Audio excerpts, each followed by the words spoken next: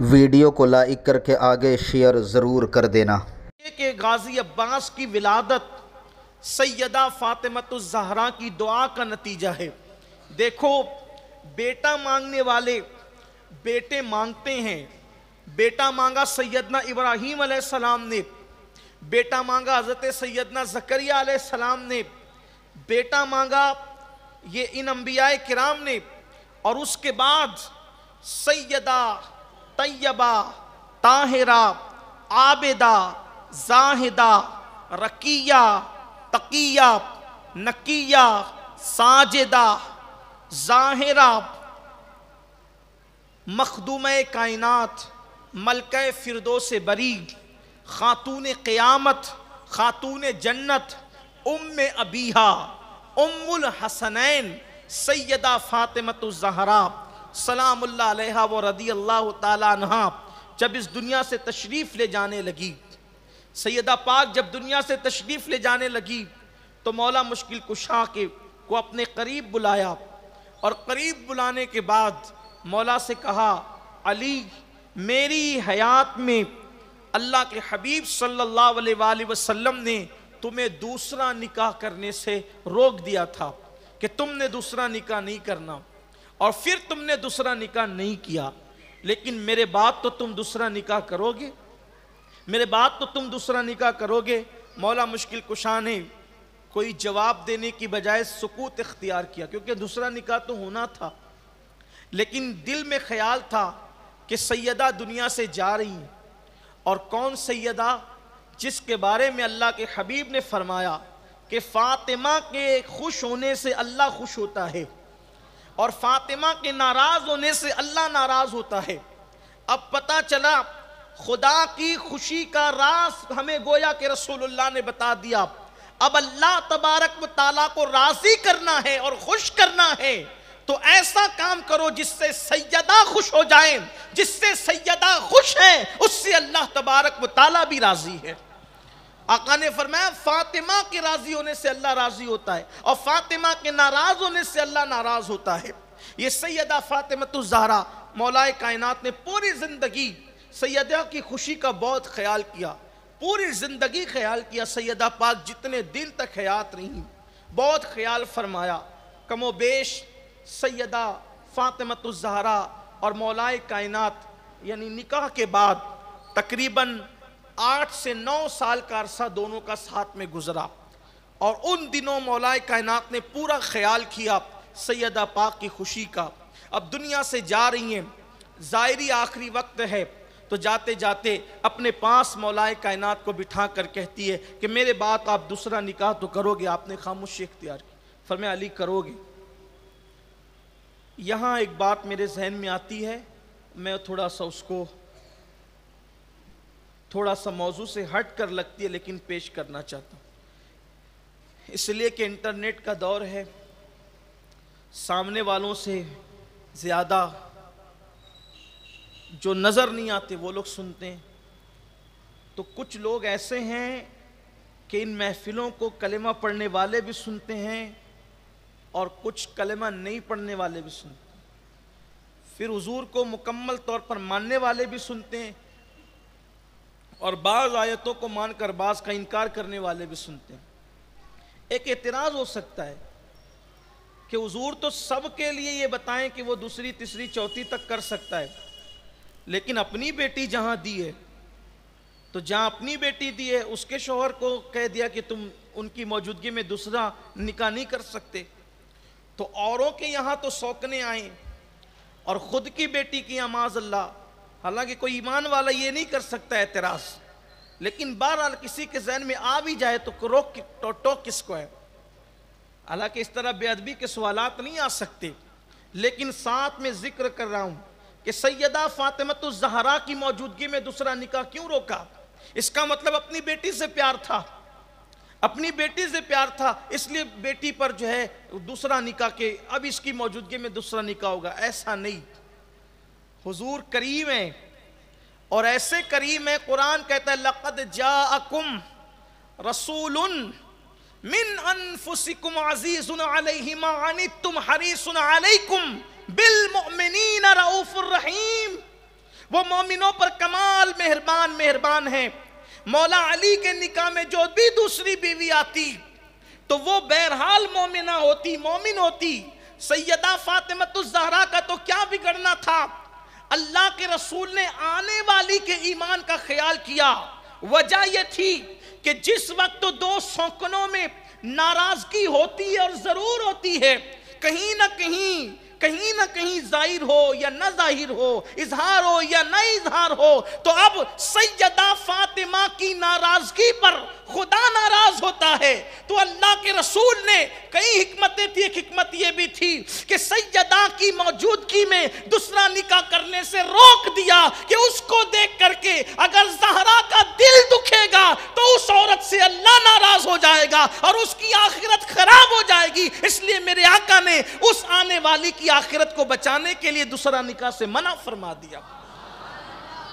دوسری حکمت یہ ہے، بہت ساری حکمتوں میں سے دوسری حکمت یہ ہے کہ جب دو سوکنوں میں جھگڑا ہوتا ہے تو وہ ایک دوسرے کو برا کہنے کی بجائے ان کے ماں باپ کو برا کہتی کہ تیرا باپ تو ایسا تھا، زبردستی یہ کیا، تیری ماں تو ایسی تھی۔ آپ دیکھ لینا، غور کرنا، سوکنوں میں جب جھگڑا ہوگا معلوم کر لینا، آپس میں ایک دوسرے کو برا کہنے کی بجائے ایک دوسرے کے ماں باپ کو برا۔ 14 صدیاں بیت گئی، آج بھی جھگڑے کا مزاج یہی ہے۔ اتنا بدل گیا دور، دنیا اتنی بدل گئی، لیکن جھگڑے کے مزاج کم و بیش ایسے ہی ہیں، جو پہلے تھے وہ آج بھی ہے کہیں نہ کہیں۔ تو اب جو آتی تو وہ اگر کچھ نوک جھوک ہوتی کہتی کسے، کس کے لیے زبان سے کچھ نکلتا؟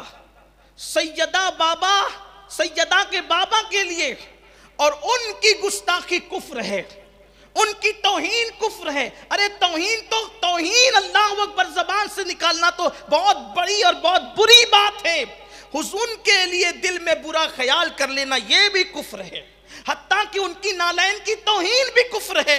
تو حضور علیہ السلام نے آنے والی کے ایمان کے خیال سے اللہ کے حبیب علیہ السلام نے کہہ دیا اس کی موجودگی میں دوسرا نکاح نہیں کرنا۔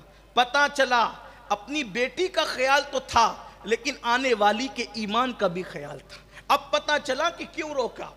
اور بھی بہت سی حکمتیں ہیں لیکن بات دور نکلے گی، انشاءاللہ کسی نکاح کی نشست میں اگر گفتگو ہوگی تو ہم اس پر بات کریں گے کہ کیوں روکا تھا سیدہ کی موجودگی میں۔ یہ تو دو باتیں ہو گئی۔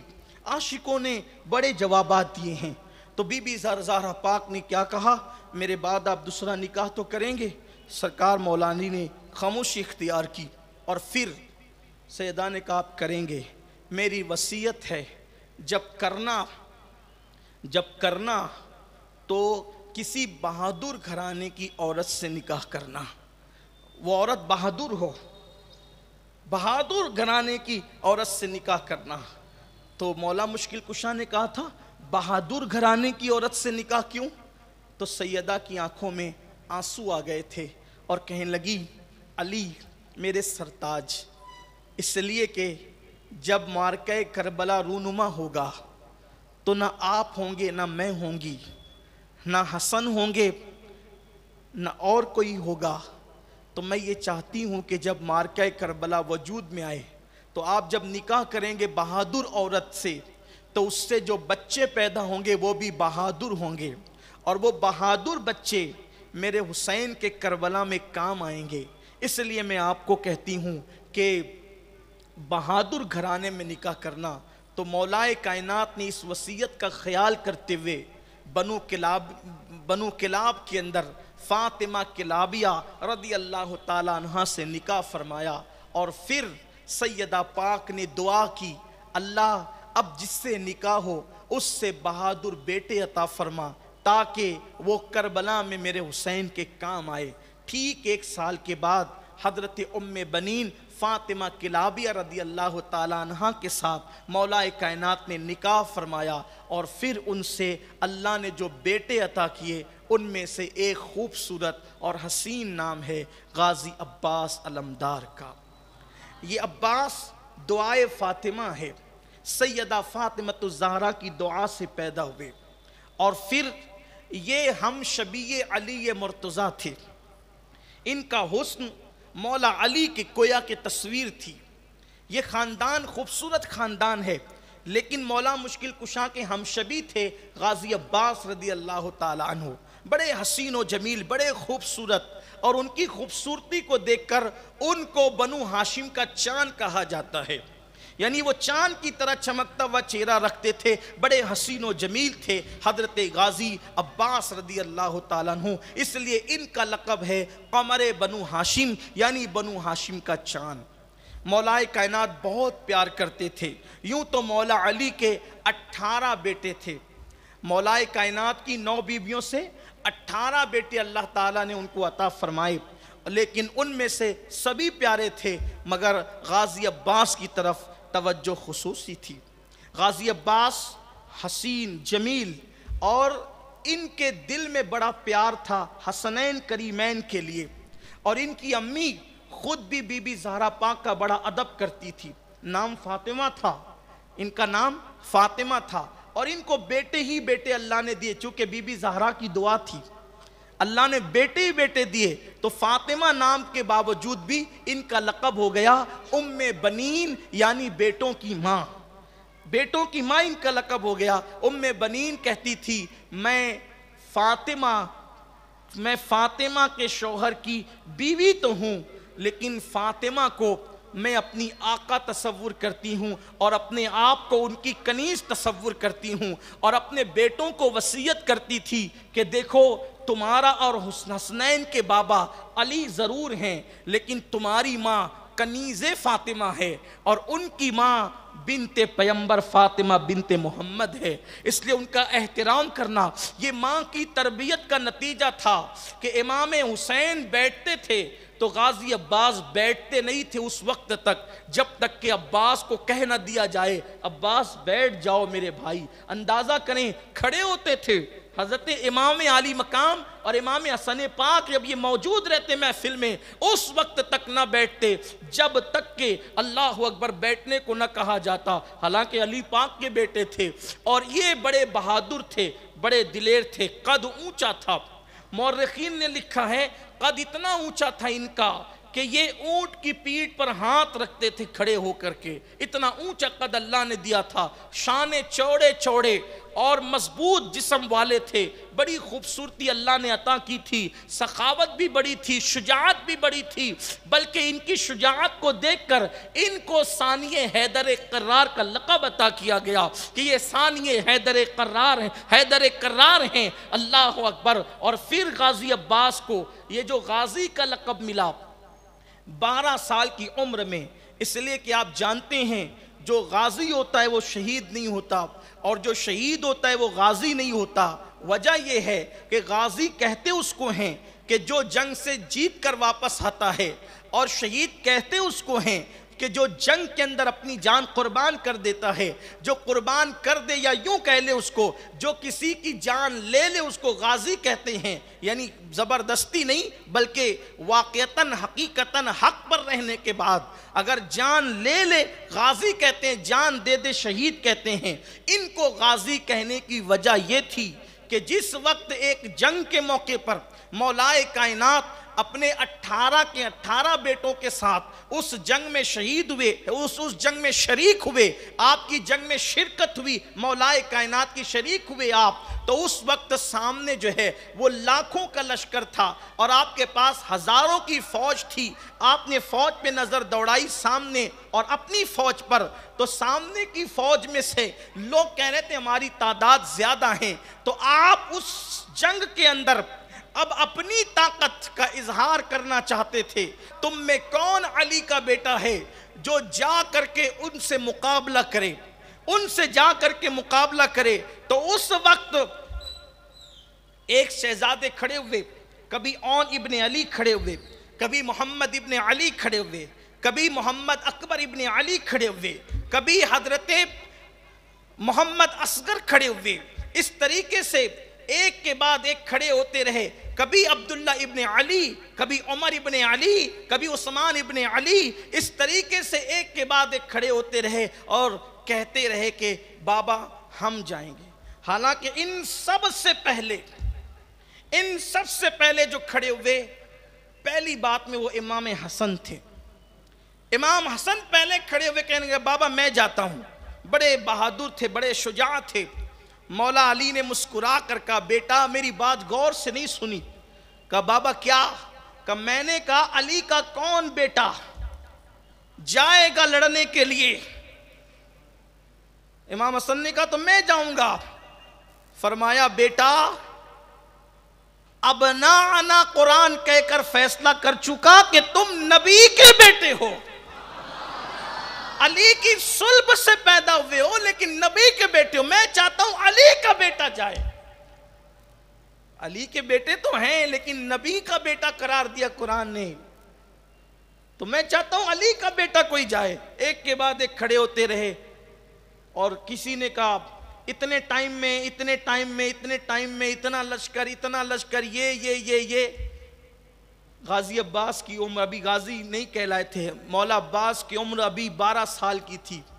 یہ اٹھ کر کھڑے ہوئے اور کہنے لگے کہ بابا میں جاؤں گا. اور کہا کہ بیٹا کتنے ٹائم میں اس کو ختم کرو گے اس لشکر کو؟ تو حضرت عباس کہنے لگے کہ بابا میں جا کر پلٹوں اور دیر اتنی ہو جتنی آپ کی پلک جھپکے, یہ لشکر ختم ہوگا. کہ وہ کیسے؟ کہ میں اس کو دیکھ لوں تو بھی یہ ختم ہو جائے, میں اس کی ہلاکت کے لیے بول دوں تو بھی ختم ہو جائے. اب یہاں پر کبھی اشکال پیدا ہوتا ہے کہ دیکھنے سے بھی لشکر ختم ہو سکتا ہے, زبان سے بھی لشکر بولنے سے بھی ختم ہو سکتا ہے. اگر ایسی لشکر ختم ہوتے تو پھر جنگیں کیوں ہوئی؟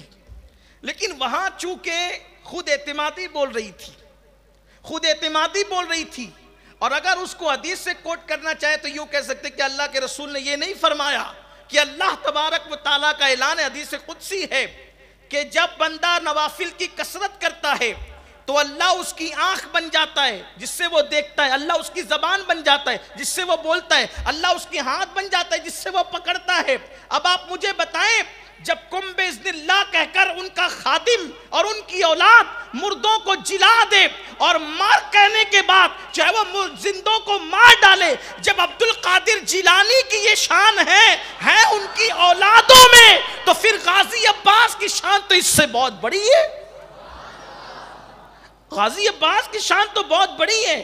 تو یاد رکھیں ولی اگر قہر کی نظر سے دیکھ لے تو لشکر مر بھی سکتا ہے. لیکن بہرحال حضرت مولا کائنات نے کہا تو پھر ایک کام کر, اب جب تو جاتا ہی ہے اس شان سے تو تجھے سجانے کا کام میں کروں.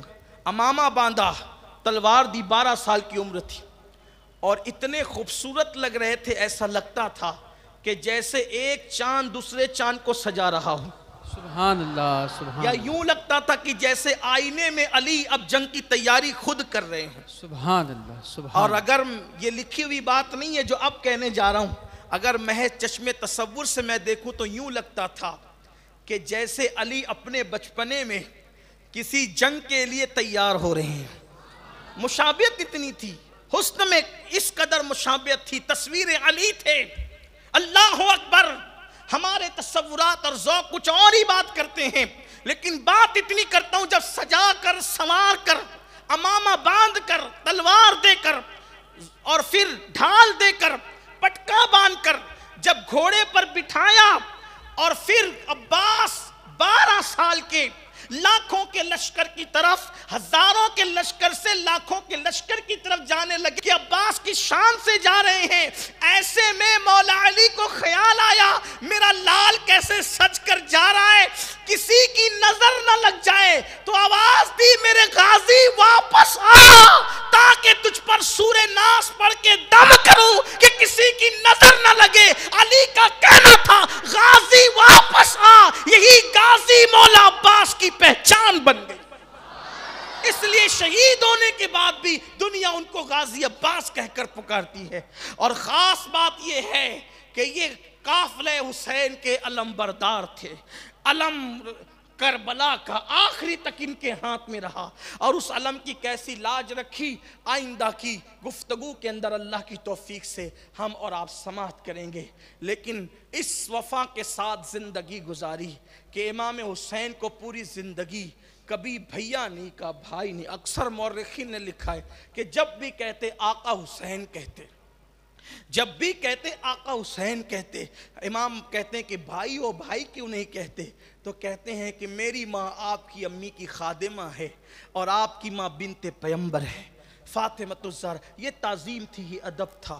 آپ کو باب الحوائج کہا جاتا، حضرت عباس علمدار کو باب الحوائج کہا جاتا ہے، یعنی آپ کی چوکھٹ پر مرادیں پوری ہوتی ہے، تمنائیں پوری ہوتی ہے، آرزویں پوری ہوتی ہے۔ اور بھی مورخین نے لکھا ہے کہ بڑا ادب کرتے تھے رسول اللہ صلی اللہ علیہ وسلم کے شہزادوں کا، اسی خاندان سے تھے، لیکن جو اولاد فاطمۃ الزہرا تھے ان لوگوں کا بڑا احترام تھا۔ بعض مورخین نے تو یہاں تک بھی لکھا ہے، پتہ نہیں مورخ نے کہاں تک انصاف کیا ہے، کہ یہاں تک بھی لکھا ہے کہ جس وقت غازی عباس حضرت علی اکبر کے ساتھ کبھی چلتے تو قد بہت اونچا تھا ان کا، تو وہ اپنے آپ کو جھکا لیا کرتے تھے، اپنے آپ کو جھکا لیا کرتے تھے۔ کسی نے پوچھا علی اکبر کے ساتھ چلتے ہو تو اپنے آپ کو جھکا کیوں لیتے ہو؟ کہتے ہیں تصویر مصطفیٰ ہے، فاطمہ کا پوتا ہے، میرا سایہ علی اکبر پہ نہ پڑ جائے اور بے ادبی کے قریب معاملہ نہ ہو جائے، اس لیے اپنے آپ کو جھکا لیا کرتا ہوں۔ علی پاک کی اولاد ہو کر بھی احترام یہ تھا آل فاطمۃ الزہرا کا، سیدہ فاطمۃ الزہرا کی آل پاک کا۔ یہاں پر اب ایک بات میری عقیدتیں کہتی ہے، ایک پیغام آپ کو دے دوں، حالانکہ یہ بات میں آج نہیں کرنے والا تھا اور نہ ہی ابھی یہ موقع ہے، لیکن بات آئی ہے تو عرض کروں کہ آج دلوں کے اندر سیدہ فاطمۃ الزہرا کی آل پاک، حسنین پاک کی آل پاک، سادات کا وہ ادب، وہ احترام، وہ تعظیم نہ رہی، اور اب حالات ایسے ہو گئے کہ بالکل عام عوام کی طرح گویا کہ سادات کو بھی رکھا جا رہا ہے۔ ایک عجیب ناسبیت کی اور خارجیت کی ہوا چلی ہے، کہیں تو رافضیت کی ہوا چلی، کہیں تو ناسبیت اور خارجیت کی ہوا چلی۔ یاد رکھیں کہ انسان اپنی زندگی میں جو کچھ کرتا ہے اس کو وہی کچھ وصول ہوتا ہے، وہ وہی وصول کرتا ہے۔ رسول اللہ کی آل پاک کی حق تلفی کرنا نسلوں کو تباہ کر دیتا ہے، نسلوں کو برباد کر دیتا ہے۔ آج ہماری نشستوں میں نبی کی آل پاک کا وہ ادب نہ رہا، وہ احترام نہ رہا، وہ تعظیم نہ رہی۔ میرے آقا صلی اللہ علیہ وآلہ وسلم نے فرمایا کہ میری اہل بیت کو اپنے درمیان ایسے رکھو جیسے تم اپنے جسم میں سر کو پاتے ہو، یعنی جیسے جسم میں سر ہے اس کے مطابق میری اہل بیت کو رکھو۔ قاضی شہاب الدین دولت آبادی رحمت اللہ علیہ نے لکھا، تمہارے درمیان دنیا کا کوئی بھی بڑے سے بڑا انسان، دنیاوی انسان آئے، تمہاری مرضی اٹھو یا نہ اٹھو، لیکن جب رسول اللہ کی آل پاک کو آتے دیکھو ان کی تعظیم کے لیے کھڑے ہو جاؤ۔ امام اہل سنت نے اپنے رسالے میں لکھا کہ جو میری آل کو پیچھے کر کے خود آگے ہوگا، قیامت کے دن وہ اللہ کی رحمتوں سے محروم کر دیا جائے گا۔ آج کیا ہو رہا ہے؟ آج حضور پاک صلی اللہ علیہ وآلہ وسلم کی آل پاک کی بے ادبیاں ہو رہی، توہین ہو رہی، ان کو عام لوگوں میں گنا جا رہا ہے۔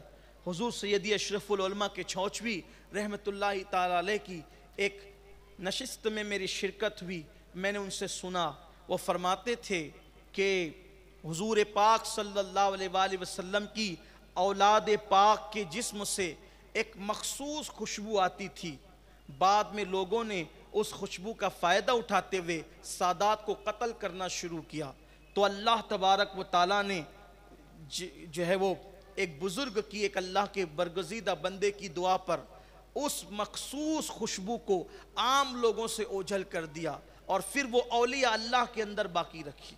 یعنی پہلے عام لوگ بھی اس خوشبو کو، خاص خوشبو کو محسوس کرتے تھے کہ یہ سادات ہیں، لیکن جب لوگ سونگ سونگ کر قتل کرنے لگے تو ایک ولی نے، ایک سید نے دعا کی تھی کہ اللہ اسی طرح سادات کٹتے رہے تو کیا ہوگا؟ تو پھر یہ ہوا کہ مولا یہ خوشبو اب سب کو نہ سنگائی دے، جو تیرے خاص مقبول بندے ہیں یہ ان کو سنگائی دے۔ تو آج بھی سادات کی خوشبو اللہ کے خاص برگزیدہ بندوں کو آتی ہے۔ جیسا کہ وہ مشہور سا واقعہ. پھر کہتا ہوں کہ یہ محفل ابھی اس کی متحمل نہیں ہے کہ وہ عنوان چھیڑا جائے، لیکن صرف آپ کی تعلیم کے لیے، آپ کی آخرت برباد نہ ہو، آپ کی آخرت خراب نہ ہو. اس وقت میں دیکھ رہا ہوں یوٹیوب پر ذاتی مسئلوں میں بھی سادات کو کیسی گالیاں دی جا رہی ہے، اور دوسری طرف سے علماء کو بھی گالیاں دی جا رہی ہیں. اللہ اکبر. آج نائبین رسول کی حرمت پامال ہو رہی ہے، آج آل رسول کی حرمت پامال ہو رہی ہے، اور ایسا لگتا ہے کہ اس سے ناصبیت اور خارجیت اور رافضیت بھرپور فائدہ اٹھا رہی ہے اور اہل سنت کا نقصان ہو رہا ہے. یاد رکھو، علماء کی تعظیم اس لیے ہیں کہ وہ نائب رسول ہیں، اور علماء حق کی توہین بھی کفر کے قریب لے جاتی ہے، اور سادات کی بے حرمتی اور بے عزتی بھی کفر تک لے جاتی ہے. اس لیے ہمیں بہت اعتدال کے ساتھ چلنا ہوگا. وہ خوشبو آج بھی ہے سادات کے اندر، لیکن وہ اہل اللہ کو، اللہ کے نیک بندوں کو سنگائی دیتی ہے، جس کا خوبصورت ثبوت وہ ہے کہ علامہ ارشد القادری علیہ الرحمہ نے ایک واقعہ لکھا، صرف اشاروں میں بیان کر کے جانا چاہتا ہوں، اس لیے کہ حضور علیہ السلام کی آل پاک کا احترام میں دیکھ رہا ہوں کہ اٹھ رہا ہے. اور اگر کچھ لوگ احترام کرتے بھی ہیں تو ان کا کرتے ہیں جو لوگ مقرر ہیں، جو لوگ امام ہیں، یعنی سادات میں سے جو مقرر امام ہیں، جو پیر ہیں، ان کا کرتے ہیں.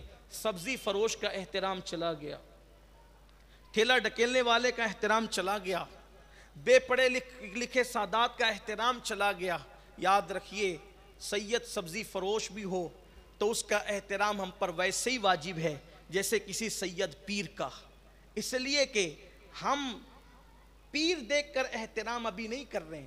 پیر کا احترام تو اپنی جگہ ہے، لیکن تعظیم خون رسول کی بنیاد پر. تو جو خون وہاں ہے وہ خون یہاں بھی ہے، اور یہی پیغام 14ویں صدی نے مجدد میت ماضیہ، فخر زمین و زمن، امام اہل سنن، امام احمد رضا خان محدث بریلوی رحمت اللہ علیہ نے دیا. کتنا خوبصورت پیغام دیا. اور حیرت کی بات یہ ہے کہ علامہ ارشد القادری علیہ الرحمہ نے اس واقعے کو لکھا، اور پھر اس کے ساتھ فقیہ ملت نے بھی لکھا. اور آج اس واقعے کی خوبصورتی اور اہمیت یہ ہے کہ اتفاق سے اس واقعے کے وقت جو شخص موجود تھے، اللہ کے فضل سے وہ شخص آج بھی زندہ ہیں. سبحان اللہ، سبحان اللہ. 100 سال سے زائد ان کی عمر ہو گئی ہے اور وہ ابھی بھی زندہ ہیں. اور وہ واقعہ میں نے ان کی اپنی زبان سے سنا ہے. سبحان اللہ. وہ واقعہ میں نے ان کی اپنی جو اس واقعے کے وقت موجود تھے، میں نے اپنے کان سے سنا، ان کی زبان سے. ابھی بھی ہے. اگر آپ یوٹیوب پر جا کر کے سرچ کریں تو آپ کو مل سکتا ہے کہ امام اہل سنت اعلیٰ حضرت کو سادات کی خوشبو آتی تھی. اور اختصار سے عرض کر رہا ہوں، واقعہ یوں ہوا کہ امام اہل سنت کو اعلیٰ حضرت کو کسی نے دعوت پر مدعو کیا، اور امام نے جو ہے وہ دعوت قبول کر لی، اور پرانے شہر سے امام اہل سنت کو لے جانے کے لیے پالکی بھیجی گئی. اس دور میں بہت عزت اور احترام کے ساتھ جن کو لایا جاتا تھا، پالکی کا اہتمام کیا جاتا تھا. اور پالکی بھیجی گئی، مشہور ہے، سنیوں کا بچہ جانتا ہے. پالکی بھیجی گئی صرف یاد دہانی کے لیے. اس پالکی میں اعلیٰ حضرت بیٹھے اور 4 لوگ اس کو کندھا دینے لگے. دیکھو، یہ ضروری نہیں ہے کہ سادات میں سے کوئی مالدار ہو، ہر سادات مالدار ہو، ضروری نہیں. ہر سید پڑھا لکھا ہو، ضروری نہیں. بلکہ ہر سید عالم ہو، یہ بھی ضروری نہیں. اللہ کی عطا ہے، جس کو چاہے خاندان رسول میں پیدا کر دے، جسے چاہے خاندان رسول میں، یہ اس کے کرم کی بات ہے.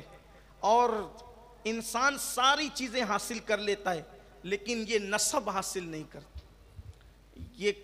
یہ کسی خانقاہ سے نسب نہیں دیا جاتا، کسی درسگاہ سے نسب نہیں دیا جاتا. یہ نسب انسان لے کر پیدا ہوتا. تو پالکی میں بیٹھے اور پالکی اٹھانے والے مزدور لے کر چلے. تھوڑی دور پالکی نکلی تھی، بازار میں آئی تھی کہ آواز آئی اندر سے، پالکی روکو. کسی کو لگا کہ کوئی طبیعت تو نہیں خراب ہو گئی آپ کی، حالانکہ ان دن بیماری چل رہی تھی، طبیعت تو نہیں خراب ہو گئی. پالکی روک دی گئی، رکھ دی گئی. بات کیا ہے؟ باہر آئے، ایسے تڑپتے تھے اور بے چین ہوتے تھے، لگتا تھا کہ بے قراری جو ہے مضطرب کر رہی ہے اور دل کے اندر قرار اور چین نہیں ہے. کہتے ہیں سچ کہنا، تم میں کون سید ہے؟ چاروں میں سید کون ہے؟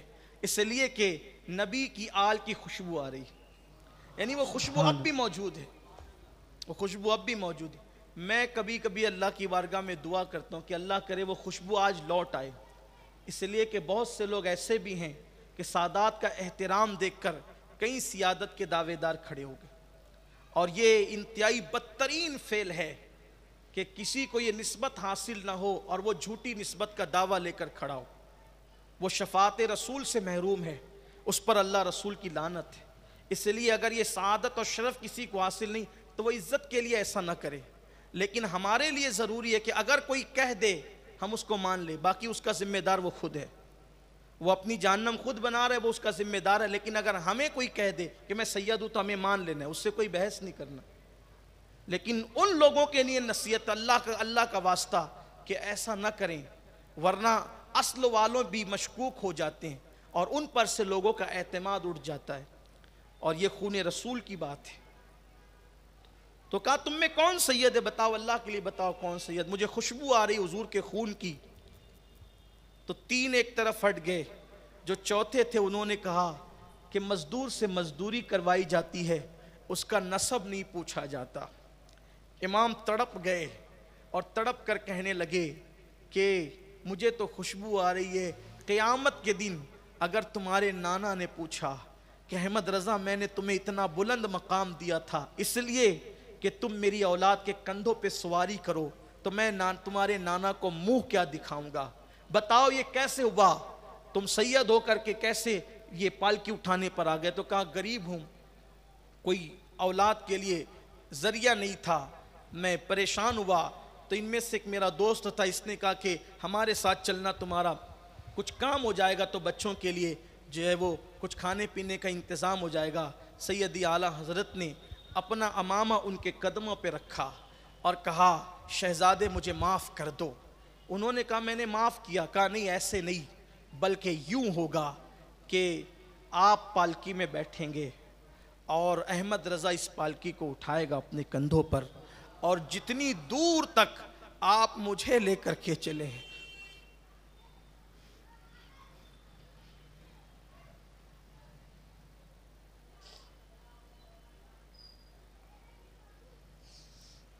جتنی دور تک آپ مجھے لے کر کے چلیں اتنی دور تک میں تمہیں اپنے کندھے پہ اٹھاؤں گا، اور تم چلو گے تاکہ قیامت کے دن میں عرض کر سکوں کہ یا رسول اللہ اگر بھول سے نہ معلوم ہونے پر میں بیٹھ گیا تھا تو میں نے اس کی تلافی بھی کر لی تھی۔ اور اس کے بعد فرمایا اب آج سے تمہیں یہ مزدوری کرنے کی ضرورت نہیں ہے، تمہیں پڑھنا ہے، علم حاصل کرنا ہے۔ اور پھر فرمایا کہ جتنا ان کے گھر کے اخراجات مہینے کے ہوتے ہیں وہ سب احمد رضا کی طرف سے جائیں گے اور یہ تعلیم حاصل کریں گے۔ بلکہ وہ سید صاحب جنہوں نے یہ واقعہ بیان فرمایا ابھی بھی وہ حیات ہیں، 100 سے زیادہ کی عمر ہے، تو کہا کہ بعد میں وہ پالکی اٹھانے والے سید صاحب جو ہے پھر ان کو اللہ تعالیٰ نے مفتی بنا دیا، انہوں نے علم حاصل کر لیا۔ یہ امام احمد رضا محدث بڑے، اور بھی بزرگوں نے یہی کیا۔ دیکھو جس نے تعظیم کی وہ بلند ہوئے، جنہوں نے توہین کی، بے ادبی کی۔ اس لیے اگر کسی غریب سید زادے کو دیکھو اس کی مدد کرو، امداد کرو۔ ایک سید صاحب غوث پاک کی اولاد سے، انہوں نے مجھ سے کہا کہ لاک ڈاؤن میں سادات بھی پریشان ہیں، آپ لوگوں کو کہیے۔ میں نے کہا جب میں تقریر میں کہتا ہوں تو مجھے خوف لگتا ہے کہ لوگ بدگمان نہ ہوں، کہ میں تو جلدی سادات کی تعظیم کا ذکر بھی آج کل نہیں کرتا، کیونکہ لوگ پھر یہ نہ سوچنے لگے کہ یہ بھی سید ہے تو اپنے لیے راستہ کلیئر تو نہیں کرتے، اس لیے میں نہیں کرتا یہ سب کام۔ تو کہا کہ آپ ایک کام کریں، یوں کہا کریں کہ اللہ تعالیٰ نے تو ہمیں نوازا ہے، ہمیں خدمت کی ضرورت نہیں ہے، جو غریب سادات ہیں، کوئی سبزی بیچ رہا ہے، کوئی ٹھیلا ڈھکیل رہا ہے، ان کا احترام، ان کی خدمت کرو، انہیں تحفے تحائف پیش کرو، کیونکہ میرے آقا علیہ السلام نے فرمایا جو میری اولاد کی مدد کرے گا دنیا میں، قیامت کے دن میں اس کو تلاش کر کے اس کی شفاعت کروں گا۔ اور آقا فرماتے اس کا مجھ پر حق ہے، اس کا مجھ پر حق ہے کہ قیامت کے دن میں اس کو صلہ دوں۔ کہا آل عبد المطلب پر جو احسان کرے گا قیامت کے دن اس کا صلہ میں دوں گا۔ آپ بہت خدمت کرتے ہیں، مسجدیں بناتے ہیں، مدرسے بناتے ہیں۔ دیکھو سادات کی بیٹیاں بہت ساری رشتوں سے محروم ہے، یعنی کہ اس اعتبار سے کہ رشتے تو ہیں ان کو لیکن پیسے نہیں ہے کہ شادی ہو سکے، تو ان کی امداد کون کرے گا؟ وہ بیماریوں میں مبتلا ہیں، ان کی امداد کون کرے گا؟ سادات کے صرف ہاتھ چومنے سے تو کام نہیں چلتا، یہی تو صرف تعظیم نہیں ہے. آج ہم نے یہی اختیار کر لیا، ہاتھ چومو سائیڈ ہو. جو غریب سادات ہے، پھر کہتا ہوں اللہ کا شکر ہے، ہمیں ضرورت نہیں، اللہ نے ہمیں بہت نوازا ہے، لیکن جو غریب ہے انہیں دیکھو اور تولو مت کہ کون اصلی ہے کون نقلی ہے. اگر اس نے جھوٹا دعویٰ کیا تو ذمہ دار وہ ہے. آپ احترام کریں ویسا ہی. بلکہ صدیق اکبر فرمایا کرتے تھے، بخاری شریف میں ہیں، کہ حضور علیہ الصلاۃ و تسلیم کا حق، حضور علیہ الصلاۃ و تسلیم کا حق ان کی اولاد کا حق ادا کر کے کرو. اور ان کی اولاد میں گویا کہ حضور کا جلوہ دیکھو، اور جس نے تعظیم کی، احترام کیا، اس کو اللہ تبارک و تعالیٰ نے نوازا. اللہ کے رسول علیہ السلام فرماتے ہیں اگر عمر میں برکت چاہتے ہو تو میری آل کی خدمت کرو، ان کے ساتھ صلہ رحمی کرو. اگر اپنی اولاد کی بقا چاہتے ہو تو ان کے ساتھ صلہ رحمی کرو، ان کی خدمت کرو. اور فرمایا کہ تم ضرور آزمائے جاؤ گے میرے بعد میری اہل بیت کے بارے میں. دیکھو جوانی، طاقت، قوت، اقتدار، قدرت سب کو دیتی ہے، لیکن جب اہل بیت پہ ظلم کرتے ہیں تو نسلیں بھی مٹ جاتی ہے، نام بھی مٹ جاتا ہے. اس لیے اپنی محفلوں میں ان کو عزت دو، تعظیم دو، تکریم کرو. اور سادات کرام سے بھی ہاتھ جوڑ کر گزارش کہ اپنے نسب پر ہمیں فخر نہیں کرنا، اور فخر کر کے عبادتوں سے دور نہیں ہونا. اس لیے کہ اگر ہم عمل میں کمزور ہوتے ہیں تو لوگ تانا حضور کے نسب کو دیتے ہیں. اس لیے ہمیں فخر نہیں کرنا، ہمیں عاجزی کرنا ہے. اور یہ بات اس لیے صرف کہہ رہا ہوں کہ یہ نسبتیں مجھے بھی حاصل ہے. کوئی اور کہے گا تو آپ کہیں گے گستاخ ہے، لیکن میں ان سے ہاتھ جوڑ کے، وہ بھی ان کے خادم کی حیثیت سے کہتا ہوں، آپ داڑھی منڈاتے ہیں تو لوگ تانا دیتے ہیں کہ دیکھو سید ہو کر کے داڑھی منڈاتا ہے. آپ نماز چھوڑتے تو لوگ تانا دیتے ہیں کہ سید ہو کر کے جو ہے وہ نماز نہیں پڑھتا. تو اس سے حضور کے نسب کو لوگ تانا دیتے ہیں. آخری بات کہوں اور اپنے عنوان کی طرف چلوں. حاجی امداد اللہ مہاجر مکی رحمۃ اللہ علیہ فرماتے ہیں مدینہ منورہ میں ایک بہت بڑے محدث تھے. وہ ایک بڑے عظیم محدث تھے، ان کے پاس بڑے بڑے لوگ علم حاصل کرنے کے لیے آتے تھے. ایک مرتبہ ایک شخص کا سبق یاد نہیں ہوا، ایک بچے کا، تو اس کو انہوں نے پیٹھ پہ مارا. اور جب پیٹھ پہ مارا، سبق یاد نہیں ہوا تھا، مار دیا. تو اس رات وہ سوئے تو خواب میں حضور کی زیارت ہوئی. اللہ کے رسول علیہ السلام نے فرمایا تو نے مجھے کیوں مارا؟ غور کریں، سادات کو گالیاں دینے والے غور کریں، ان کا مذاق اڑانے والے غور کریں. حاجی امداد اللہ مہاجر مکی کہتے ہیں کہ اس محدث کے خواب میں حضور نے آگے کہا تم نے مجھے کیوں مارا؟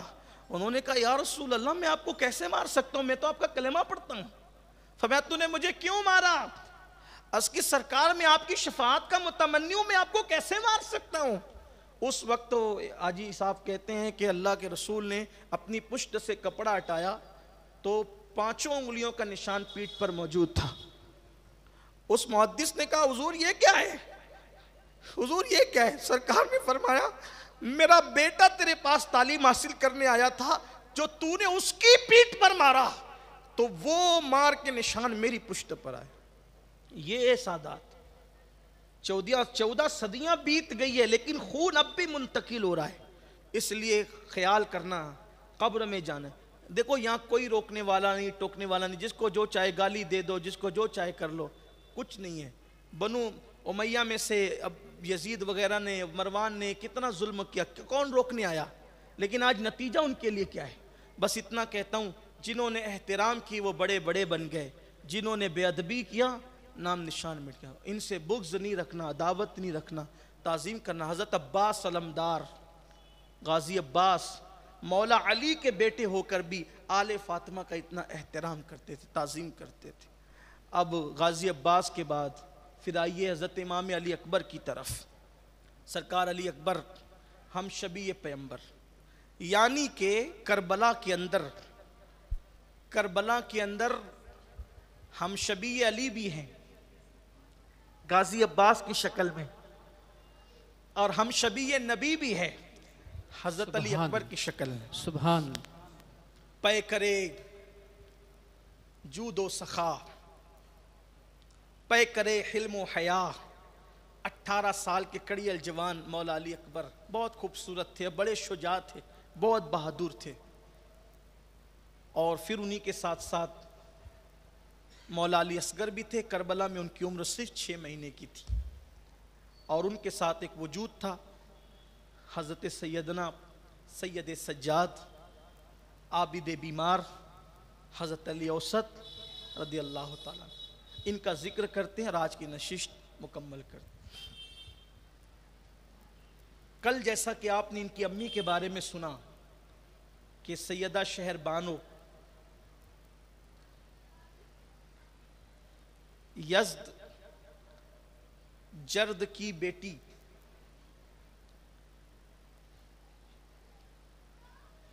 شہزادی شہر بانو کا نکاح امام حسین کے ساتھ اور ان سے 5 شعبان المعظم کو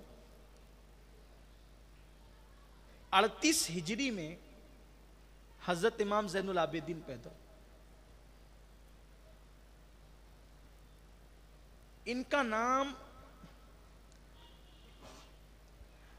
علی اوسط رکھنے کی وجہ مجھے یہ سمجھ میں آئی چونکہ علی اکبر ان سے عمر میں چھوٹے تھے. علی اکبر ان سے عمر میں چھوٹے تھے. وہ 18 سال کے تھے, یہ 22 سال کے کربلا میں. لیکن پھر ان کا نام علی اوسط کیوں ہے؟ یہ صرف میری اپنی ایک رائے ہے, تحقیق تو نہیں کہوں گا کہ میں کوئی محقق نہیں ہوں, فقیر آدمی ہوں. ایک رائے ہے, اگر کسی کو پسند آتی ہے تو ٹھیک ہے, نہیں پسند آتی ہے تو اس کو چھوڑ دیں. آپ خود تحقیق کر لیں. تحقیق کا میدان کھلا ہوا ہے, کسی پر تحقیق مکمل نہیں ہوتی. ایک بڑا میدان ہے یہ, جو چاہے اپنے علم کا جو ہے وہ برق رفتار گھوڑا دوڑائے اور اپنی مراد پائے. سمندر تحقیق بڑا عمیق ہے, جو غواص چاہے غوطہ لگائے اور موتی نکالے. لیکن تھوڑا سا کچھ فقیروں کو بھی اختیار تو ہے نا, تھوڑا سا کچھ بولنے کا. ان کا نام علی اوسط رکھنے کی وجہ مجھے یہ سمجھ میں آتی ہے کہ مولا علی کی موجودگی میں ان کی ولادت ہوئی, کیونکہ مولا علی کی شہادت ہوئی ہے 40 ہجری میں. 40 ہجری میں مولا علی کی شہادت ہوئی اور 38 یا 37 ہجری میں ان کی ولادت. حالانکہ کسی نے 36 بھی لکھا ہے, کسی نے 37 بھی لکھا ہے, 38 بھی, لیکن زیادہ تر لوگ 38 کے قائل ہیں.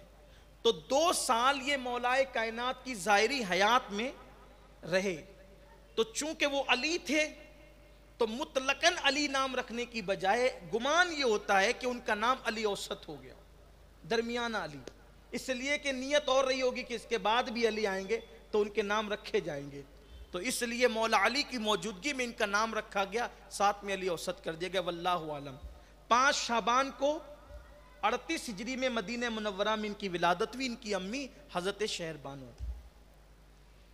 ایک خاص بات, امام حسین کی ولادت 3 شعبان, عباس علمدار کی ولادت 4 شعبان اور امام زین العابدین کی ولادت 5 شعبان. ترتیب ہے یہ.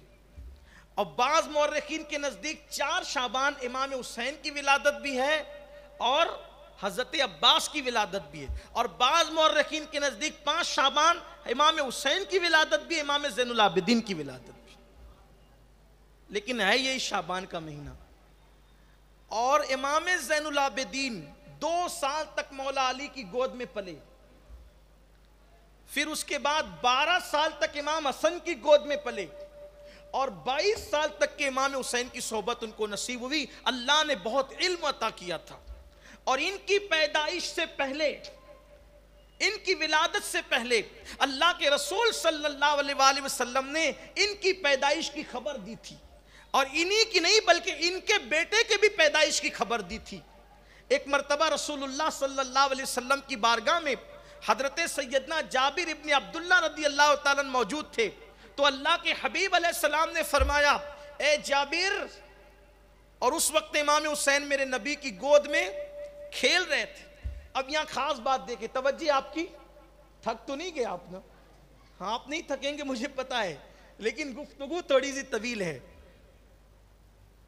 آپ بہت سکون سے سنتے ہیں تو مجھے بھی سکون لگتا ہے, اس لیے کہ میں تو آپ سے یہ نہیں کہہ سکتا نا کہ بولو سبحان اللہ. اور چونکہ عنوان بھی ایسا نہیں ہے کہ میں آپ سے کہوں کہ بولو سبحان اللہ سبحان اللہ نہیں، عنوان بھی ایسا نہیں ہے، بڑا سنجیدہ عنوان ہے، اس لیے سنجیدگی سے آپ سن رہے ہیں، اچھی بات۔ سبحان اللہ سبحان اللہ۔ تو امام حسین کھیل رہے ہیں حضور کی گود میں، بیٹھے ہوئے حضرت جابر ابن عبداللہ سامنے، اور سب کو یہ بات یقینی ہے کہ کربلا کے اندر امام حسین اپنی اولاد کے ساتھ شہید ہو جائیں گے، امام حسین اپنی اولاد کے ساتھ شہید ہو جائیں گے، لیکن حضور علیہ الصلوۃ والتسلیم امام زین العابدین کا بھی ذکر کر رہے ہیں اور ان کے بیٹے کا بھی ذکر کر رہے ہیں، یعنی حضور بتا رہے ہیں سب شہید ہو جائیں گے لیکن کوئی بچے گا ضرور، اور حسین کی نسل مٹائی نہیں جا سکے گی بلکہ حسین کی نسل قیامت تک باقی رہے گی۔ سرکار فرماتے ہیں جابر، یہ میرا حسین ہے نا، اس کے یہاں ایک بیٹا پیدا ہوگا، بیٹا، اور اس کا نام علی ہوگا، نام بھی بتا رہے ہیں، اس کا نام علی ہوگا، اور قیامت کے دن جب اس کے میرے حسین کے بیٹے کو پکارا جائے گا تو کہا جائے گا کہ عابدوں کی زینت کہاں ہے، عابدوں کا سردار کہاں ہے، سید العابدین کہاں ہے، زین العابدین کہاں ہے، تو میرے اس علی کو زین العابدین اور سید العابدین کے نام سے قیامت کے دن اٹھایا جائے گا۔ حضور نے نام بھی بتایا اور لقب بھی بتایا، پھر فرماتے ہیں جابر، وہ میرا جو بیٹا ہے نا، میرے بیٹے حسین کا بیٹا زین العابدین کا جو زین العابدین ہوگا، اس کا بھی ایک بیٹا ہوگا اور اس کا نام محمد ہوگا میرے نام پر، دنیا اس کو باقر کہے گی، وہ تیرے پاس ایک دن ملنے آئے گا، وہ ایک دن تیرے پاس، یہ غیب داں نبی کی شان ہے، ایک دن وہ تیرے پاس ملنے آئے گا، جب وہ تیرے پاس آئے گا تو اس کو میرا سلام کہنا، جب وہ تیرے پاس، دیکھو یہ نبی کی شان ہے، نبی اہل بیت کو سلام بھیجنے ہیں، جو تھے ان کو تو سلام کرتے ہی تھے، جب وہ آیت اتری نا انما یرید اللہ لیذھب عنکم الرجس، جس کا میں نے تلاوت کی، اس کے بعد حضور علیہ السلام 6 مہینے تک باب زہرا پر آ کر کہتے تھے السلام علیکم یا اہل البیت، اے نبی کی اہل بیت تم پر سلام، اور پھر کہتے تھے الصلاۃ الصلاۃ، نماز کے لیے اٹھو، نماز کے لیے اٹھو، 6 مہینے تک، اور جو ابھی آئے نہیں دنیا میں ان کو بھی سلام۔ حضرت جابر کو کہتے ہیں جابر میرا سلام کہنا، کس کو؟ نام بھی بتایا، اس کا نام میرے نام پر محمد ہوگا اور اس کو باقر لوگ کہیں گے، محمد باقر۔ اب یہاں پر ایک بات، امام زین العابدین کی زندگی بیان کرتے کرتے حضرت صحابہ کو کتنا یقین تھا حضور کی بات پر، کتنا یقین تھا۔ حضرت جابر کو اللہ نے بہت لمبی عمر دی، اتنی لمبی عمر دی کہ واقع کربلا کے بعد بھی وہ حیات رہے، اور امام زین العابدین کی شادی ہوئی، ان کی شادی کے بعد حضرت امام محمد باقر پیدا ہوئے، اور امام باقر پیدا ہوئے تو چونکہ حضرت جابر کی عمر کتنی لمبی ہو گئی تھی، یعنی امام محمد باقر کے دادا سے بھی بڑی عمر تھی، امام حسین دادا تھے، ان سے بھی بڑی عمر تھی حضرت جابر ابن عبداللہ کی، اور وہ آخری عمر میں ان کی بینائی کمزور ہو گئی تھی، اور مدینہ منورہ کے جس علاقے میں وہ رہتے تھے ان کے شاگردوں نے کہا کہ حضرت ایک مریض کی عیادت کے لیے محمد باقر امام زین العابدین کے بیٹے آئے ہوئے ہیں، تو آپ نے فرمایا کہ مجھے پہلے کیوں نہیں بتایا، اگر پہلے بتاتے تو میں ان سے خود ملنے جاتا، تو کہا نہیں، انہیں پتا چلا کہ آپ یہاں موجود ہیں تو وہ آپ سے ملنے کے لیے آ رہے ہیں، تو اپنے شاگردوں سے فرمایا کہ جب وہ آئے تو مجھے اطلاع کرنا ہو، یہ نہیں دیکھا کہ میرے پوتے کی عمر کے ہیں، یہ نہیں دیکھا کہ میں صحابی اور یہ غیر صحابی، ان کے والد بھی صحابی نہیں تھے، اس لیے کہ امام زین العابدین تو 37 یا 38 ہجری کے اندر پیدا ہوئے تھے۔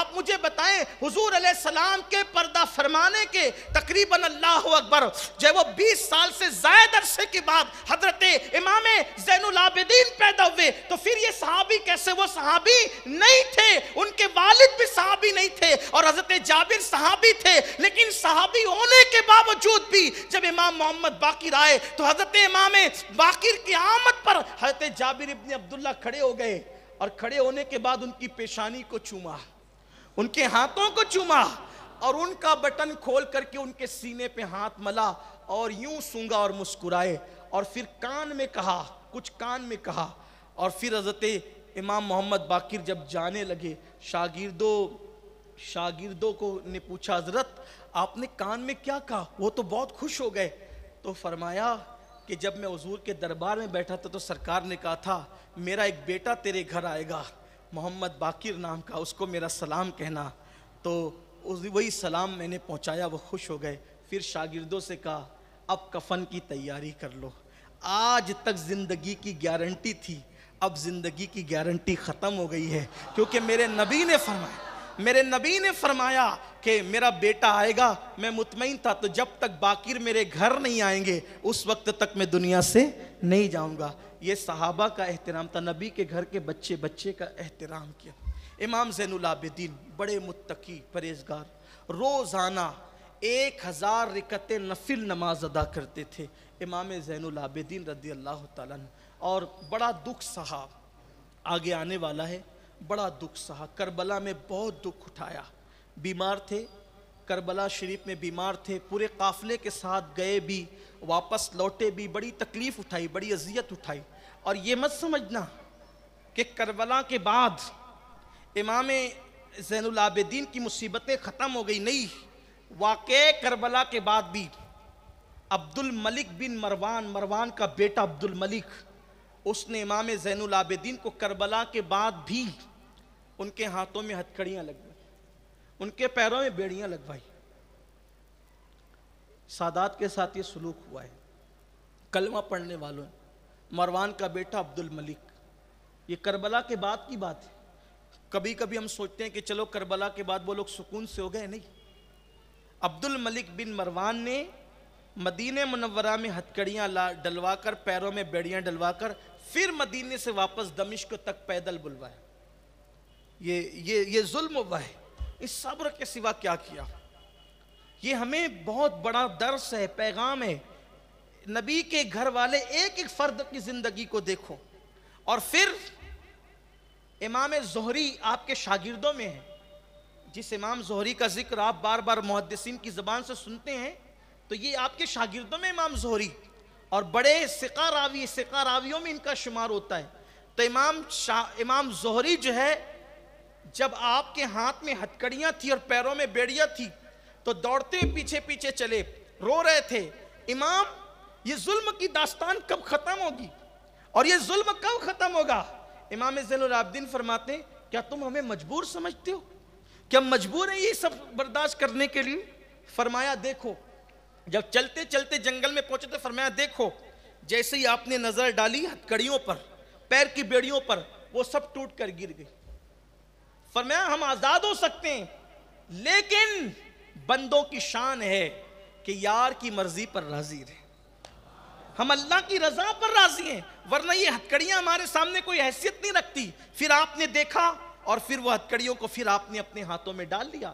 فرمایا مجبور ہو کر کے یہ سب نہیں اٹھا رہے ہیں، بس یہ ہے کہ بتانا چاہتے ہیں کہ بندہ وہی بندہ ہے جو اپنے مولا کی رضا میں راضی رہے۔ اس لیے کہ ایک مرتبہ کسی نے کہا تھا نا حضرت امام حسین سے کہ حضرت ابو ذر غفاری کہتے ہیں کہ میں تو بیماری کو ترجیح دیتا ہوں صحت پر اور غربت کو ترجیح دیتا ہوں دولت پر۔ تو حضرت امام حسین نے کہا تھا اللہ ابو ذر پر رحم فرمائے، ہم ہوتے کون ہیں کسی چیز کو ترجیح دینے والے؟ بندے کی شان تو یہ ہے، وہ یہ کہے مولا تو جس میں راضی ہے میں اس میں راضی ہوں۔ ہم بیماری کیوں مانگے، ہم صحت کیوں مانگے، ہم دولت کیوں مانگے، ہم غربت کیوں مانگے؟ ہم تو بس یہی کہتے ہیں کہ جس میں تیری رضا ہے اس میں میری رضا ہے۔ ہم وہ لوگ ہیں، رضا بالقضا والے لوگ ہیں، اللہ کی رضا میں راضی رہنے والے لوگ ہیں۔ تو امام زین العابدین کی یہ شان ہے۔ پھر آپ کو قید رکھا گیا، اور ابھی بات آتی ہے مدینہ منورہ میں جب آپ جن دنوں رہے، واقعہ کربلا کے بعد آپ نے کبھی ٹھنڈا پانی نہیں پیا، آپ کبھی نہیں مسکرائے، آپ نے ہمیشہ تلاوت اور عبادت میں زندگی گزاری۔ آپ کا حال یہ تھا کہ مدینہ منورہ کے غریبوں کو، مسکینوں کو جب پتہ چلتا یہ غریب ہے، یہ مسکین ہے، تو اپنی پیٹھ پر سامان رکھ کر لے جاتے، لاد کر، اور چپکے سے ان کے آنگن میں ڈال دیتے اور چٹھی رکھ دیتے یہ تمہارے لیے حلال ہے اور یہ تمہاری ضرورت کے لیے ہے۔ پھر وہ لوگ پریشان رہتے مدینہ شریف کے، کون ہمارے آنگن میں یہ سامان رکھ جاتا ہے، کون ہمارے آنگن میں یہ چیزیں رکھ جاتا ہے؟ تو جب امام زین العابدین کی شہادت ہوئی تو اس وقت جب آپ کو غسل دینے کے لیے کپڑے ہٹائے گئے تو دیکھا کہ آپ کی پیٹھ پر بوریوں کے نشان تھے، سامان رکھنے کا نشان تھا۔ لوگوں نے کہا رے شہزادے رسول یہ کام تو نہیں کرتے تھے، پھر یہ نشان کیسے؟ تب گھر والوں نے کہا اے مدینے والو، جو تمہارا پراسرار خادم تھا آج اس کا راز فاش ہو گیا کہ جو تمہارے گھروں کے آنگن میں اناج کی بوریاں رکھ کر، ضروریات کی بوریاں رکھ کر جاتا تھا وہ کوئی اور نہیں تھا، یہی زین العابدین تھے۔ اور اللہ نے کیا شان دی تھی، بڑے خوبصورت تھے۔ یہ بھی مولا علی کے ہم شبی تھے، رنگ گورا سرخ، اور آپ کا حال یہ تھا قد بہت اونچا نہیں تھا اور بڑے نحیف تھے، بڑے لاگر تھے۔ ظاہر سی بات ہے کہ کربلا کا صدمہ دیکھا تھا آنکھوں سے، بڑے لاگر تھے، کبھی صحت نہیں ہوئی آپ کی، ہمیشہ سے آپ جو ہے وہ نحیف الجسم دبلے پتلے ہی رہے، تو اور ہر سال حج کے لیے جاتے تھے۔ ایک مرتبہ امام علی مقام کی شہادت کے بعد ایک اختلاف ہو گیا خاندان میں۔ حضرت محمد بن حنفیہ کہتے تھے کیونکہ حسین میرے بھائی تھے اور اب بھائی کے بعد امامت کا حق میرا ہے، اس لیے امام خاندان میں جو ہے وہ میں رہوں گا۔ امام زین العابدین نے فرمایا کہ میرے والد نے جانشین مجھے بنایا تو اس لیے امام میں ہوں۔ اب یہ بات تھوڑی سی بڑی چچا بھتیجوں میں، تو کہا کہ کسی سے فیصلہ کروا لیتے، کوئی فیصلہ کر دے۔ تو امام زین العابدین سے حضرت محمد بن حنفیہ نے کہا کہ کون فیصلہ کرے گا، فیصلہ کون کرے گا ہمارا؟ تو امام زین العابدین نے کہا حسن اتفاق سے ہم مکے میں موجود ہیں اور ہم فیصلہ کروائیں گے حجر اسود سے۔ اگر آپ کے کہنے پر حجر اسود بول پڑے تو امام آپ ہوں گے، اور میرے کہنے پہ حجر اسود بول پڑے تو پھر امام میں ہوں۔ دونوں وہاں جا کر کھڑے ہوئے، کہا بولیے۔ محمد بن حنفیہ بڑے عظیم ہستی ہے، لیکن چونکہ حقدار باپ کے بعد بیٹے تھے اور جانشین ان کو خود امام حسین نے بنایا تھا، اپنی خلافت سپرد کی تھی، سینے کے اسرار، علم الاسرار، وہ رموز، وہ علم جو پایا تھا اپنے بابا سے ان کے سینے میں منتقل کیا تھا۔ تو اس وقت جب محمد بن حنفیہ نے کہا کہ میں امام ہوں تو حجر اسود سے کوئی آواز نہیں آئی۔ پھر اس کے بعد حضرت امام زین العابدین نے کہا اے حجر اسود، تجھے اللہ کی قسم دے کر کہتا ہوں، بتا امام حسین کے بعد امام کون ہے؟ تو اس وقت حجر اسود سے آواز آئی کہ اس وقت امام ہونے کا کسی کو حق ہے تو وہ علی ابن حسین زین العابدین کا حق ہے۔ لوگ حیرت زدہ رہ گئے۔ حضرت امام زین العابدین اور عبد الملک بن مروان حج کو آیا ہوا تھا اور وہ حجر اسود کو چومنا چاہتا تھا، لیکن حجر اسود کو جب وہ چومنا چاہتا تھا تو لوگ اتنی بھیڑ تھی کہ لوگوں نے دھکے دے کے بھگا دیا، اس لیے کہ وہ اللہ کا گھر تھا، وہاں کون بادشاہ اور کون تاجدار اور کون غریب اور کون امیر، وہاں کسی کی نہیں چلتی تھی۔ لیکن جب وہ دھکے کھا کر کے بیٹھ گیا کنارے کی طرف، مطاف کی طرف، تو کیا دیکھا؟ ایک خوبصورت خوبرو نوجوان آئے، ان کو پبلک نے دیکھا اور لوگوں نے دیکھا، اور دیکھنے کے بعد لوگ دو قطار میں تقسیم ہو گئے اور حجر اسود کے پاس سے ہٹ گئے۔ وہ گئے اطمینان سے حجر اسود کو چوما، اور تھوڑی دیر پہلے اس کو دھکے دے کر کے بھیڑ نے سائڈ کر دیا تھا، جبکہ وہ بادشاہ تھا اور ادھر ان کے لیے قطار لگی تھی۔ تو یہ جو اہل بیت سے دشمنی تھی ان کو یہی تھی کہ ہم بادشاہ ہو کر بھی لوگوں کی نظر میں وہ مقام نہیں پاتے کہ جو حالت فقیری اور اسیری میں بھی جو مقام اور محبت پاتے ہیں، اس لیے کہ جن کے پاس ایمان ہے وہ اہل بیت سے محبت رکھتے ہیں۔ وہ بادشاہ کو دھکے دے کر سائڈ کیا، ان کے لیے قطار بنا دی، یہ گئے اطمینان سے چوما، چہرہ دمک رہا تھا، چاند کی طرح چمک رہا تھا۔ تو اس نے جانتا تو تھا، پہچانتا تو تھا عذرائے تکبر کا کون ہے یہ جوان جو کعبے میں اس کی اتنی کر و فر ہے۔ تو وہیں پر قریب میں ایک شاعر عرب کے بہت بڑے فرزدق وہاں موجود تھے، انہوں نے کہا بادشاہ اگر جان کی امان پاؤں تو بتاؤں یہ کون ہے، اگر جان کی امان دے دے تو بتا دیں گے۔ حالانکہ اس کو معلوم تھا، اس لیے کہ جانتے پھر بھی پہچانتے نہیں۔ جانتے ہیں پھر بھی مانتے نہیں ہیں. اور نبی کو جاننے کا نام ایمان نہیں ہے, نبی کو ماننے کا نام ایمان ہے. جانتا تو ابو لہب بھی تھا, جانتا تو ابو جہل بھی تھا, جانتا تو عتبہ بھی تھا, جانتا تو شیبہ بھی تھا, جانتے سب تھے مگر مانتے نہیں تھے. ایسے ہی اہل بیت کا فیضان جاننے والوں کو نہیں ملتا, ماننے والوں کو ملا کرتا ہے. جانتا تو یزید بھی تھا کہ یہ حسین ابن علی ہے, جانتا تو یہ بھی وہ یزید بھی تھا کہ یہ فاطمہ الزہرا کے بیٹے, جانتا تھا مگر مانتا نہیں تھا. اور ماننے سے برکتیں ملتی ہے, جاننے سے برکتیں نہیں ملتی. رمضان شریف میں کافر مرتا ہے تو جہنم میں جاتا ہے, مومن مرتا ہے تو اس جنت میں جاتا ہے. اس سے سوال و جواب بھی نہیں ہوتے. کیوں؟ کافر جانتا ہے کہ یہ رمضان کا مہینہ ہے, مانتا نہیں ہے, اس لیے اس کو رمضان کی برکتیں نہیں ملتی. مومن جانتا بھی ہے, مومن مانتا بھی ہے, اس لیے اس کو رمضان شریف کی برکتیں ملتی. برکت چاہیے تو صرف جاننے سے کام نہیں چلے گا, ماننا بھی پڑے گا. بغیر مانے بگڑی نہیں بنتی. تو حضرت امام زین العابدین کے لیے کون ہے یہ جوان, اس کی اتنی عزت ہے کعبے. فرض رکھنے کا عزت پا, اگر جان کی امان پہ, جانتے تھے نا کہ اگر تعریف کریں گے اہل بیت کی تو سری اڑنا ہے نا, برداشت تو ہوگا نہیں. تو جان کی امان پائے تو بتائیں. کہا بتائیں کون ہے؟ تو کہا یہ وہ ہے جو شہزادہ صفا و مروہ ہے. سبحان اللہ. یہ عرب کی بولی ہے, عرب کی. یہ شہزادہ صفا و مروہ ہے. پھر کہا یہ شہزادہ حجر وہ چائے زمزم ہے, یہ شہزادہ منا وہ عرفات ہیں. پھر کہا یہ وہ ہیں جن کے گھر کے اندر جبریل وحی لے کر نازل ہوئے محمد مصطفیٰ پر. یہ وہ ہیں جو فاطمہ کے شہزادے کا شہزادہ ہے. یہ وہ ہیں جن کی سخاوتوں سے لوگوں کے دسترخوان آباد ہیں. یہ وہ ہیں جن کی سخاوتوں سے لوگوں کے دامن دل آباد ہیں. بولتے رہے. یہ وہ ہیں, ان کے نسب سے اعلیٰ دنیا میں کسی کا نسب اعلیٰ نہیں ہے. اس طرح بولتا رہا وہ, فرض تک بولتے رہے. مروان نے کہا بس کیجئے, جان گیا کون ہوں. جانتا تو پہلے بھی تھا.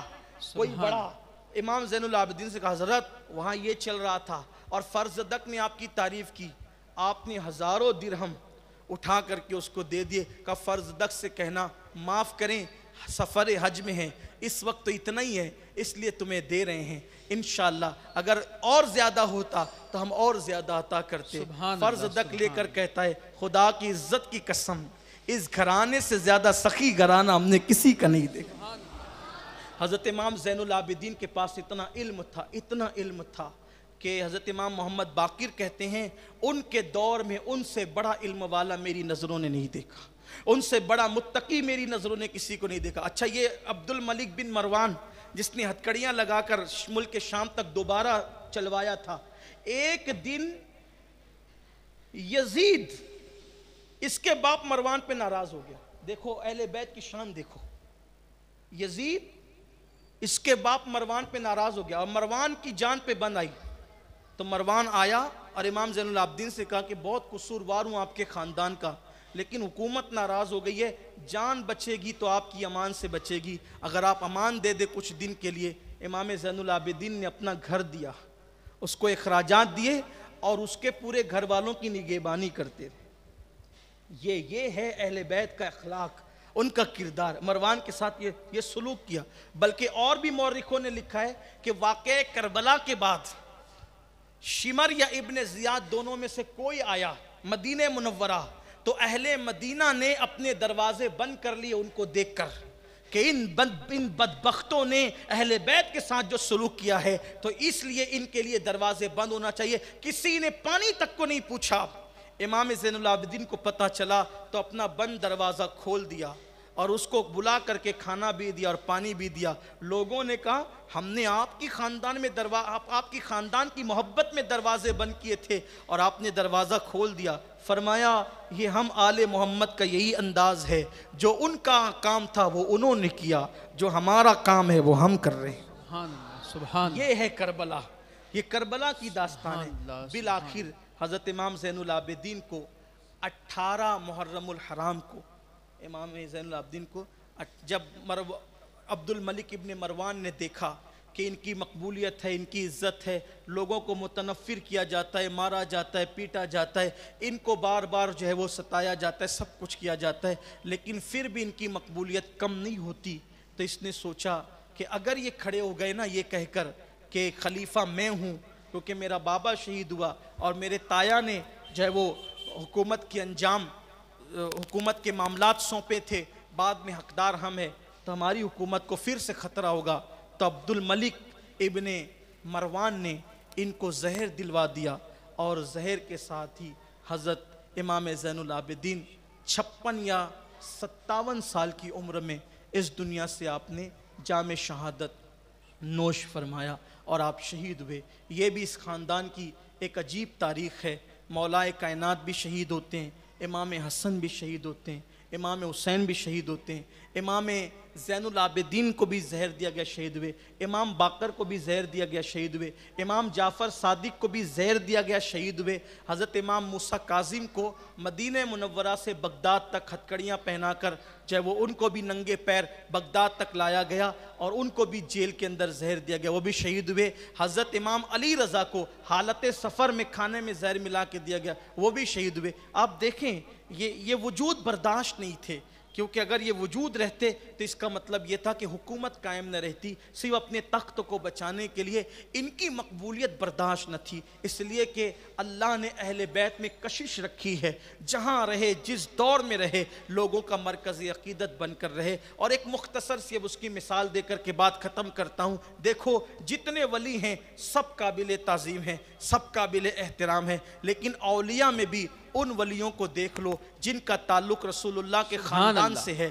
آج جہاں جتنی بھیڑ وہاں نظر آتی ہے اتنی بھیڑ اور جگہ نظر نہیں آتی. ہندوستان میں دیکھ لیں آپ، غریب نواز کے آستانے پر جتنی بھیڑ نظر آتی اتنی بھیڑ آپ کو کہیں نظر نہیں آئی. اسی طرح عراق میں، پورے عراق میں آپ دیکھ لیں کہ 24 گھنٹے امام حسین کے آستانے پر آج بھی بھیڑ ہے، مولا علی کے آستانے پہ آج بھی بھیڑ ہے، غوث پاک رضی اللہ عنہ کا آستانہ اب بھی آباد ہے. دیکھیے ہر بندہ، ہر مومن قابل احترام ہے، لیکن قدرت نے خون رسول میں وہ تاثیر رکھی ہے کہ زمین کے اوپر ہیں تو بھی کھینچ رہے ہیں، کشش ہے، اور زمین کے اندر ہیں تو بھی کھینچ رہے ہیں، کشش ہے. یہ اہل بیت کی خصوصیت ہے. اور حکمرانوں کو، بادشاہوں کو یہی گوارا نہیں تھا. یزید کو یہی خطرہ تھا کہ امام علی مقام کا وجود ہے تو ہر وقت خطرہ لگائے کہ میری حکومت کا خاتمہ ہو جائے گا، میری حکومت کا خاتمہ ہو جائے گا. اس نے بھی امام علی مقام کو ختم کرنے کی کوشش کی، مگر یاد رکھنا یہ اہل بیت کی شان ہے.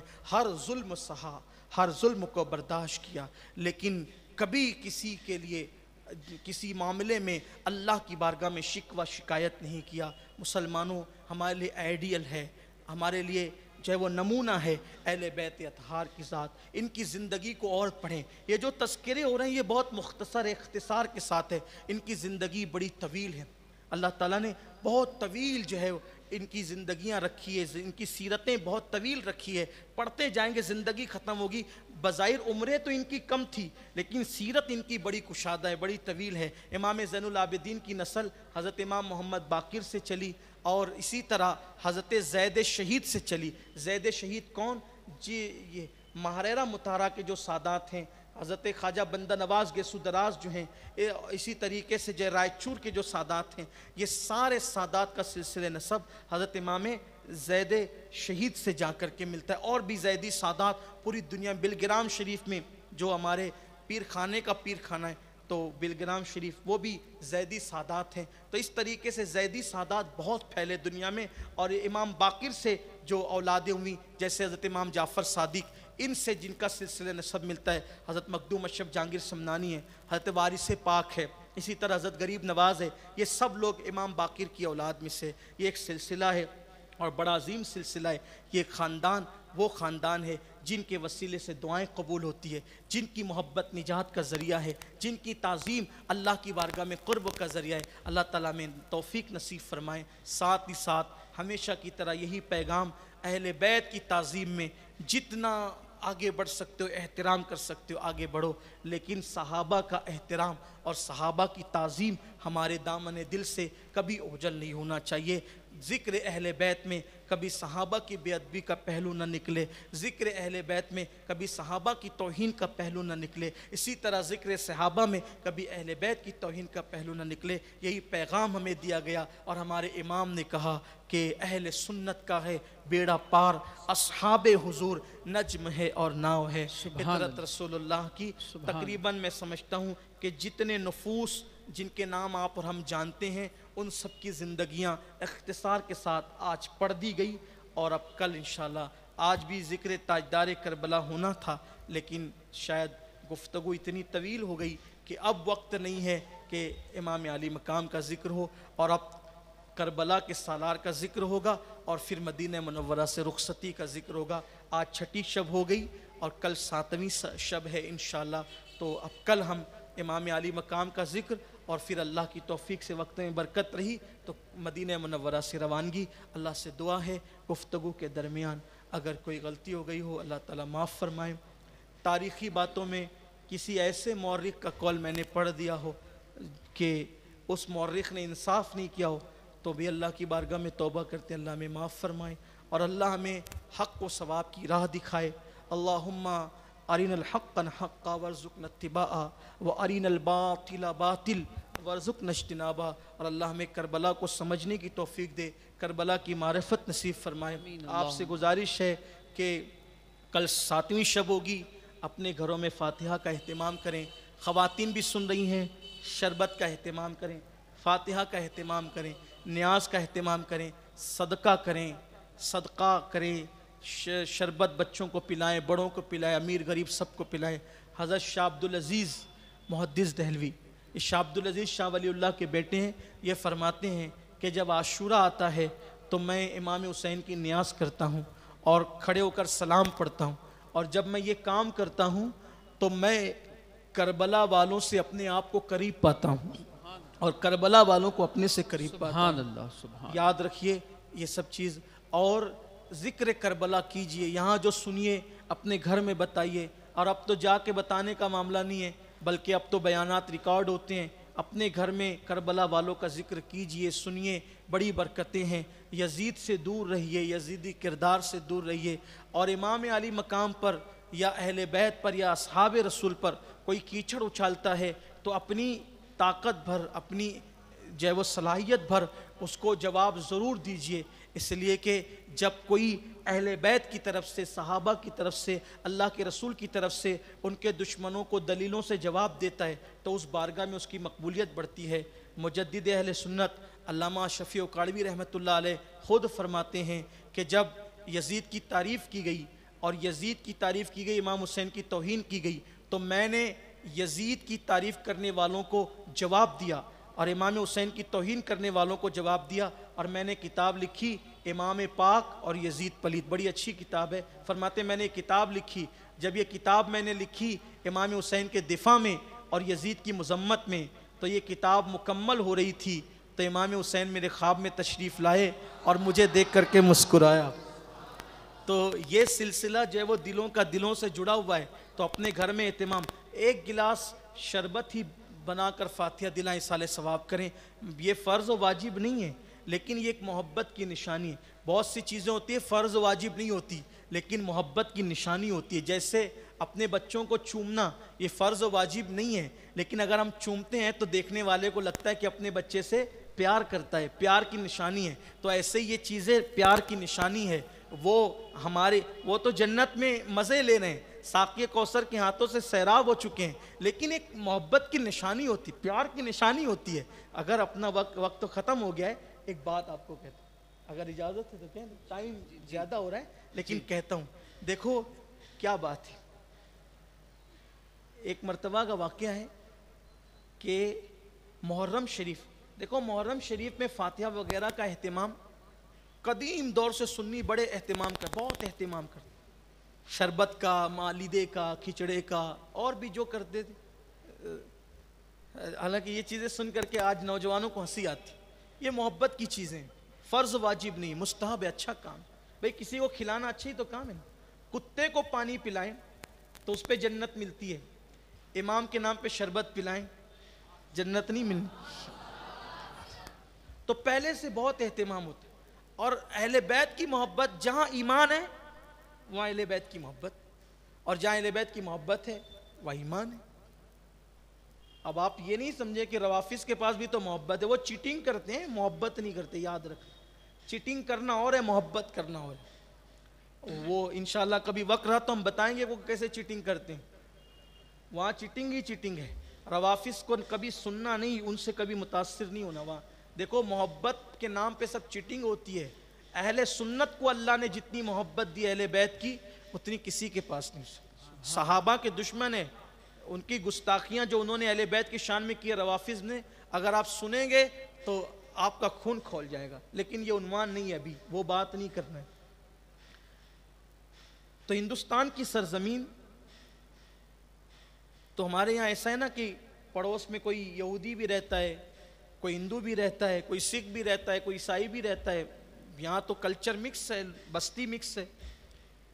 محرم شریف میں بڑا اہتمام ہوتا تھا ایک گھر کے اندر شربت وغیرہ کا، تو اس وقت پڑوس کی ایک ہندو عورت تھی، اس نے مسلمان خاتون سے پوچھا کہ بہن یہ جب یہ ایام آتے ہیں تو تمہارے ہاں شربت بنتا ہے، مالیدہ بنتا ہے، یہ سب اہتمام ہوتا ہے، یہ سب کیا ہے؟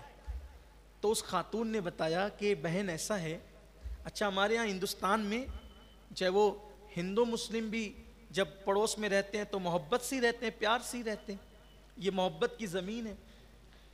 کچھ لوگ جہالت کی وجہ سے شرارت کرتے ہیں، وہ ایک الگ بات ہے، لیکن اکثر تو محبت ہی سے لوگ رہتے ہیں، یہ زمین ہی محبت کی زمین۔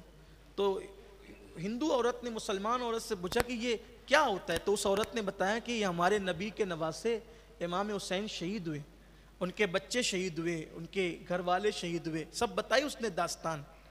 تو اس عورت کے گھر میں اولاد نہیں تھی، تو اس عورت نے چونکہ وہ تھی ہندو لیکن اس کے دل میں امام حسین کی محبت پیدا ہو گئی، تو اس نے کہا کہ میرے گھر میں اولاد نہیں ہے، اگر میرے گھر میں اولاد ہوئی تو جیسا اہتمام محرم میں تم کرتی ہو ویسا اہتمام میں بھی کروں۔ سبحان اللہ۔ حسین تو سخی بادشاہ ہے، سخی بادشاہ، کبھی کسی کو نہ نہیں کہا، سخی نانا کا سخی نواز، سخی ماں کا سخی بیٹا، سخی باپ کا سخی بیٹا، پورا خاندان ہی سخی۔ آؤ در زہرا پر پھیلائے ہوئے دامن، نسلیں ہیں کریموں کی لجپال گھرانہ۔ ہر سال شہادتیں پڑھتے ہوئے میں یاد دلاتا ہوں، مرادِ دل میں لے لو، پھر بعد میں لوگ آ کر کہتے ہیں میری بیٹی کا رشتہ ہو گیا سید صاحب، میرے گھر میں جب وہ خوشی آ گئی سید صاحب، لوگ آ کر کے کہتے ہیں، میں کہتا ہوں کہ یہی تو تعویذ ہے، اس سے بڑا تعویذ کیا ہے؟ سبحان اللہ، سبحان اللہ۔ یہی تو تعویذ لے لو۔ لیکن کچھ لوگوں کی نہیں ہوتی ہے، ان کی سخاوت میں کمی نہیں، ہماری تڑپ میں کمی، تڑپ ہونی چاہیے۔ وہ خاتون ہندو تھی، کہا کہ میری گود بھرے گی تو زہرا کے جائے کی میں بھی اہتمام کروں گی۔ محرم بعد میں آیا، پہلے اولاد آئی اور وہ بھی اہتمام کرنے لگے۔ اور کہتے ہیں کہ اس خاندان میں اب بھی یہ سلسلہ جاری ہے، اس کا ذکر علامہ ارشد القادری رئیس القلم رحمۃ اللہ علیہ نے فرمایا، اب بھی جاری ہے۔ تو یہ چیز ہے عقیدت، دل سے مانو برکتیں ملے گی، اور یہ محفلوں کی برکتیں تو ہی ہیں الحمدللہ۔ اللہ تعالیٰ قبول کر لے، بس قبول کر لے، ایک ہی تمنا اللہ تعالیٰ قبول کر لے۔ لاک ڈاؤن کی ان حالات میں یہ کیا کم احسان ہے کہ لوگ گھروں میں قید ہیں، اور اللہ تبارک و تعالیٰ نے ہمیں اس ذکر سے محروم نہیں رکھا، بلکہ اللہ نے ہمیں اس ذکر کی توفیق عطا فرمائی۔ خیر کے ساتھ اللہ تعالیٰ آگے کا ذکر بھی آسانی کے ساتھ ہو جائے، اور اللہ ہمیں کربلا والوں کے ساتھ جینے اور کربلا والوں کی قدموں میں مرنے کی توفیق دے، اور اللہ انہی کے ساتھ اور ان کے نانا کے ساتھ ہمارا حشر نشر فرمائے۔ اب ذرا وہ مشہور ربائی پڑھنے اور محفل ختم کر دے۔ الہی بحق کے بنی فاطمہ کے بر قول ایمان کنم خاتمہ، اگر دعوتم رد کنی ور قبول، منو دست دامان آل رسول، وما علینا الا۔ اگر اچھا لگا ہو تو لائک کر کے آگے شیئر ضرور کر دینا۔ اللہ حافظ۔